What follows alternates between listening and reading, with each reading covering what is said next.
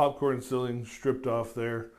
Everything's off, other than what you see like right here, where you still see some of the texture.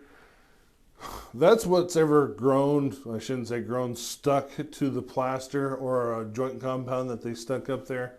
I've skimmed over the top of that as much as I can with another flat trowel to try to get that all taken off there. It's not going to want to come off. I've got a little bit around the ring over here. See if I can... it's not going to work. Anyway, I've got a little bit around there that I've got to do. So the plan is to just do a skim coat over the top of this, and that way we can go ahead and get texture put on once it dries.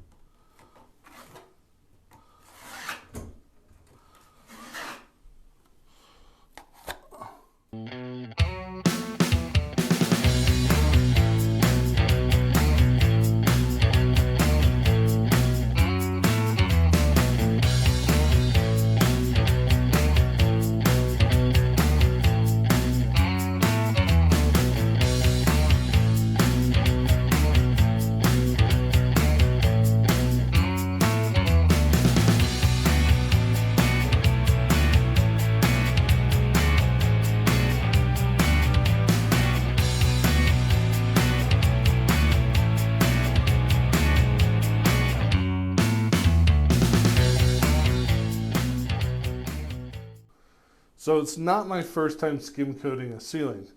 It is, however, having it bare. So when you don't know, you don't know.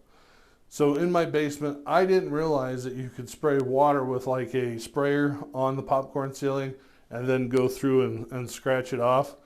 That was the most prevalent way to do it. I didn't know that until after, of course, I did the job. Basically, what I ended up doing in my basement is I took and just scraped everything off and had a rough fill, and then just textured the crap out of it, backfilled it with a thin coat over the top of it, and then did the texture. And I didn't exactly know how to do the texture either, because everybody asked, kept saying get the little broom thing and do it that way. And to me, that made it look like 1970 something or 1980 something. So having the ability to scrape this off, and like I told you before, I had painted it, so it coming off was a big plus to me, and I think this will help a lot more. And I think the way that I'm going to texture it, and I'm not going to share that with you just yet because that'll be the second half of this video, will make it a lot easier. So I'm going to go take a break.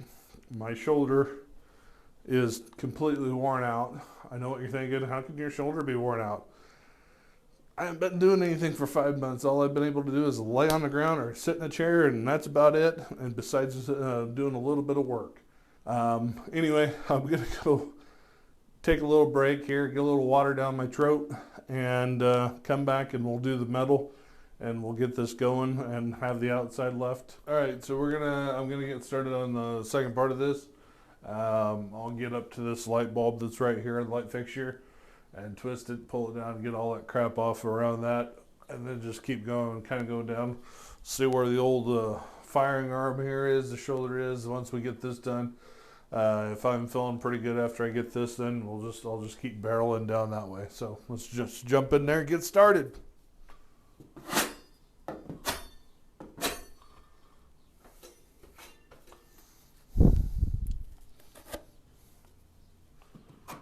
So just in case you're wondering, I have to fill the gap, the little hole right there.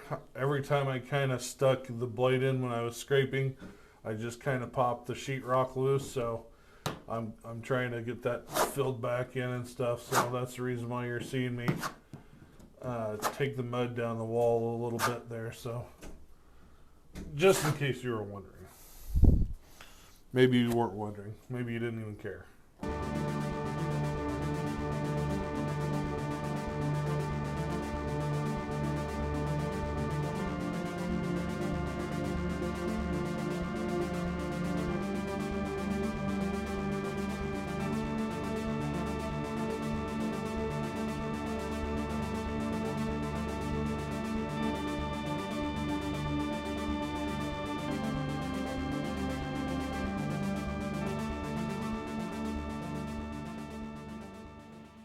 All right, so it's a little bit early this morning. I just decided to jump on this as early as I could. Tonight I went and helped my oldest daughter, well, my only daughter.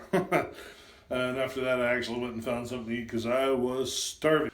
So you can see kind of the light and dark right there. I got that strip completely done.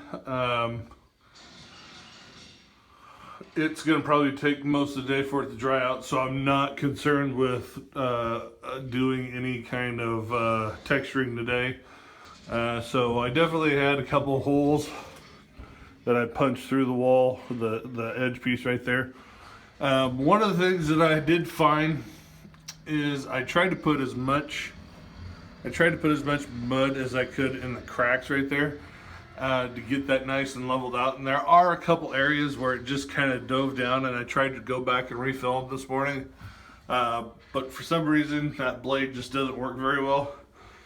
So what I might do after I get all the texturing done and I sand all the edges and stuff, get all this crap off the walls and stuff like that, is I might just take a bead of caulk and just go all the way around. I think that will clean it up and make a nice clean edge for painting as well. That way it's all done. So that's where I'm at with it. I'm gonna go take a break for a minute and get some breakfast and come back in here and probably knock down some edges that are on the ceiling that I probably could have got when I was doing it, but I didn't see it or pay attention to it either, and kind of go from there. So one of the things that I wanted to show you is this. This is the mud I'm using. It's premix, joint compound, all-purpose. It's like $13 and change, $14 and change after tax from Lowe's. I'm sure you could pick it up at Home Depot. And I mean, that's pretty much how much I've used just on the ceiling. And that's just the skim coat. So I am going to use this for the texturing, since there's basically half a bucket left in it. So that's basically what we're going to do. Let's get to the point. Let's mix it. We'll see what happens. Like I said, it's about 2 cups of sand and some water to get it to yogurt consistency is about what you're looking for it to be. I'll probably look at... Okay, so we've got just about a half of, or less than a half a bucket of all-purpose mud left. I'm going to use whatever I can here to hopefully be able to start and do this entire room. That's the plan. And then I can try to take this into the other room and use whatever's left over. Use another half a bucket of mud in another room for the skim plus whatever's left over here. This is silica sand. Typically silica sand can be used for a lot of different stuff, for pool filters, for sandblasting, things like that. You want a 20-30, or you want the mixture between a 20 and 30 grit sand. This is going to be a 20 grit sand. I decided to try that first before I went to the 30. Typically, you're going to want about 2.5 cups of sand and some water. And again, we're going to get it back to yogurt consistency. If you have experience again with this stuff of mixing this, hit me up in the comments. Let me know your thoughts on it. Let me know what you usually do to get there. Anything helps, because like I said, I've got 3 more. If I make a mistake in here, it's not necessarily the end of the world, because I could always go over it with a skim coat just to clear it up. But yeah, let's get started on that.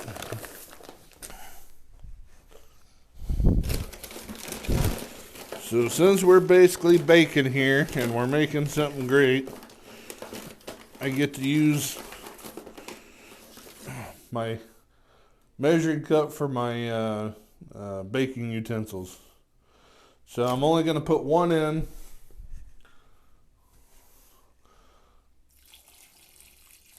Throw some water in there.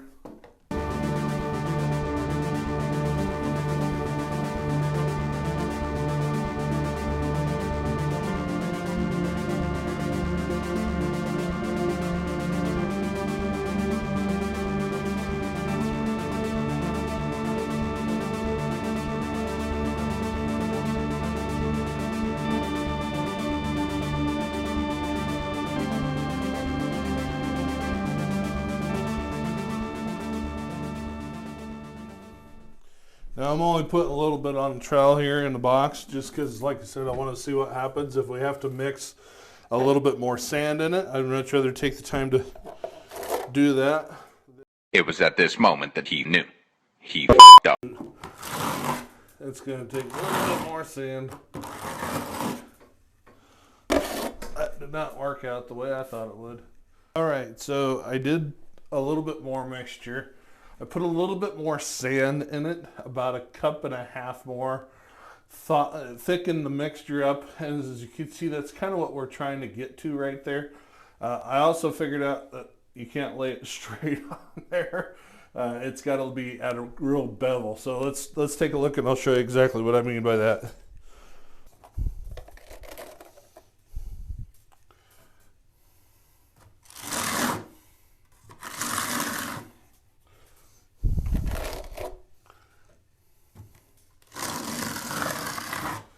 So that's what we're trying to get to. Kind of, hopefully.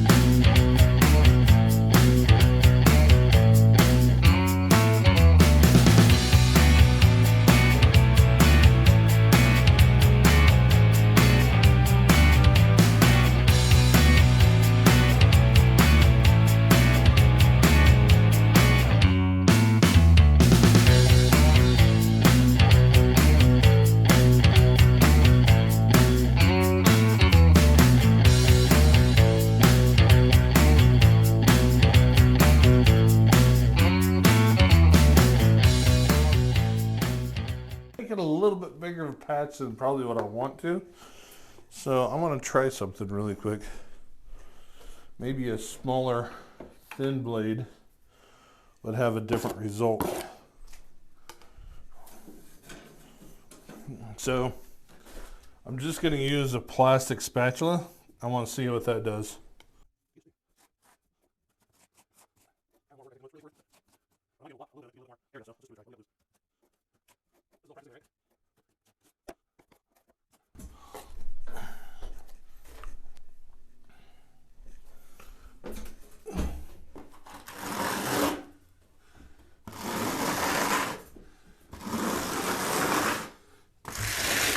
Certainly gives you a little bit different look to it.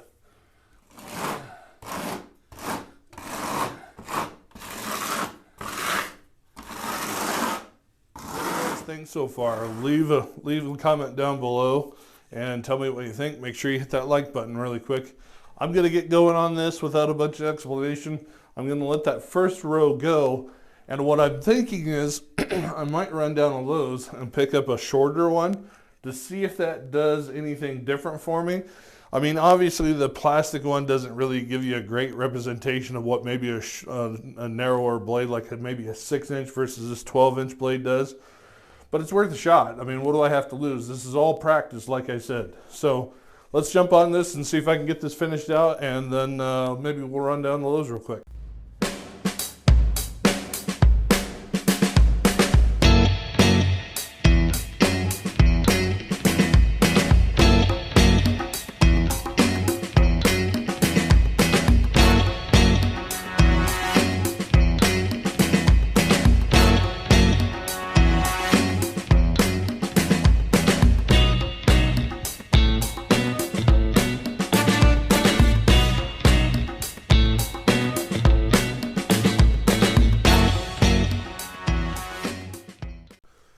So that's what I have on it. I mean, it looks weird with it being dark because you just see a bunch of spots on there. I'm not 100% sure if I like it. I think the problem is I was trying to go here, trying to go here, trying to go here, trying to go here, trying to go here, instead of just going from one end to the other end and doing it. So I'll probably try to blend a little bit of that in on the next go around and just go one direction, just straight that direction or straight that direction, with just trying to bring in some filler on the side. on the next time. I don't think I'm going to worry about the smaller knife blade for doing it and stuff like that. I think what I have will work. So I'm going to take a couple minutes. This place is hot as hell right now, and I need to take a little break for my back. So we'll come back. All right, so I did a little of this off camera. I just wanted to see the difference of just going this direction versus, you know, doing it all over the place. There's really not much difference, to be honest with you. You know, you get spots like this where you can probably come back and put a little bit of mud in there to catch up with it and stuff. But I'm going to continue to go that way. I mean, it's a little bit faster, actually.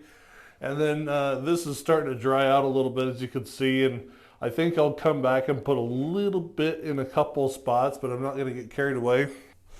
We definitely got enough mud to finish, so I'm pretty happy with that. It's not horrible, but it's not great. I mean, for my first time doing it, I think I'll take it and put it in the win column, but I think it's definitely an art that you have to have down, and I think mixing it a little bit more consistent than what I had it there will probably do a lot better job for it. Like I said, I think I'll come back through and just do a little bit more skipping on this stuff on this side is a little bit drier. It'll probably help stick a little bit more, so definitely going to go with it. So overall, I'm not disappointed, like I said. I'm not sure how I need to feel about it. I actually like how it kind of laid out. I think the mixture is part of the problem to it, which that means next time when I have some more mud, I'll put some more in here to kind of thicken it up a little bit. Hopefully that'll just dilute the sand that's in there so a little bit and whacked out before I do that, because what I'd like to do is I'd like to take some paintable caulk and go around that edge, so that way I possibly get a nice clean cut edge on it when I go to paint and stuff, just to get a little bit more definition. I have no idea if you should do that or not, but I'm gonna do it just because. So yeah, well, that's what I got. Hang in there. Just a couple more steps on this of getting it painted and stuff like that, and then we'll be on our way to getting this thing wrapped up. So all right, we got through this one as well. I appreciate y'all watching. It means a lot to me that you did that, but don't forget to check out the video that I have posted here for you. Check that one out, and don't forget to hit the like and subscribe button on your way out here before you hit that other video. Make sure you do the same on the next one. Talk to y'all later. Thanks a lot.